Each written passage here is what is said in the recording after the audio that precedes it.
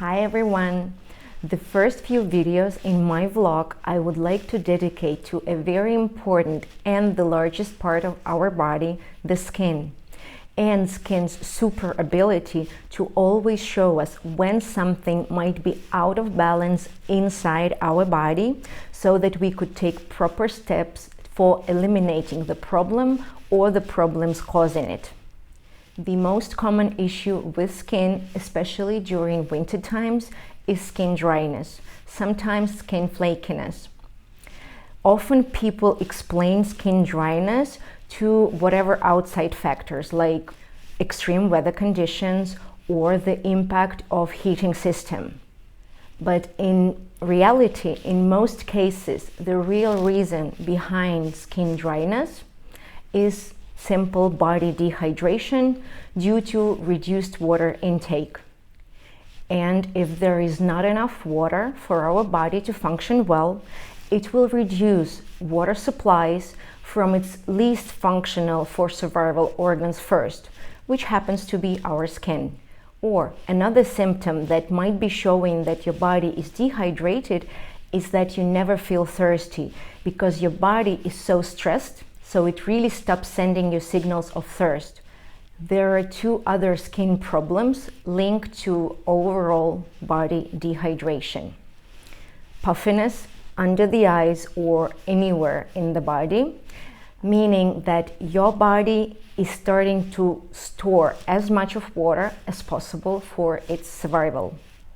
And skin rosacea, when there is not enough water coming from the outside into our body for its everyday operations, it starts retaining water from its inner liquids, lymph and blood, to function properly.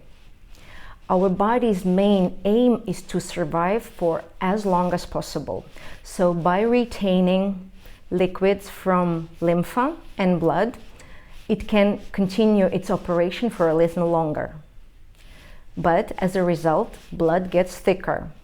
And the only way for our blood system to transport this thicker blood onto the surface of the skin to supply it with essential oxygen and other needed substances is to enlarge the capillaries. And that is what we see with rosacea. So what does our beauty industry offer us when it comes to skin dryness, puffiness, or rosacea? For moisturizing purposes, we are offered various moisturizing creams. For puffiness, we are offered patches and we learn how to hide it with makeup. And as for rosacea, we also learn to hide it and we are offered to protect our sensitive skin with SPF as if sun was the cause of the problem. And we are also offered various laser treatments. Let's be realistic. Putting something on top of our skin or affecting it from the surface will not solve the real issue behind those skin problems, body's dehydration. And too often products or treatments offered are either a combination of various skin unfriendly toxic chemicals, none of which really moisturizes the skin, while harsh laser treatments are damaging skin from the outside, which is an additional stress to the skin and it needs healing, and their efficiency hasn't really been proven. Hydration from within is the only efficient solution here. So if you haven't been drinking enough water on a regular basis and you have any of those skin conditions I have mentioned before, you really need to start drinking more water, preferably warm. So how much of water do we really need? The amount of water is different for everyone, but it can be easily calculated by your weight and by your overall level of activity. That is logical, right? The more you weigh, the more water your body needs. Or the more active lifestyle you lead, the more water you need as well. Most recent scientific studies show that the minimal amount of water required for human body to function well is 30 milliliters per kilo of the body weight, if there is not much of physical activity going on an everyday basis. If you lead a more active lifestyle, doing physical exercises on a regular basis, or you have a physically challenging work, then the optimal amount of water for you would be 50 milliliters per kilo of your body weight. And if you decide to detox your body, then the required amount of water would be 70 milliliters per kilo of your body weight. This way, this additional water will help body to release and eliminate all the toxins that will come out with the detoxification process. So 30 milliliters is an absolute minimum. 50 milliliters is optimal amount for more active lifestyle. And 70 milliliters is required for detox purposes. Easy, right?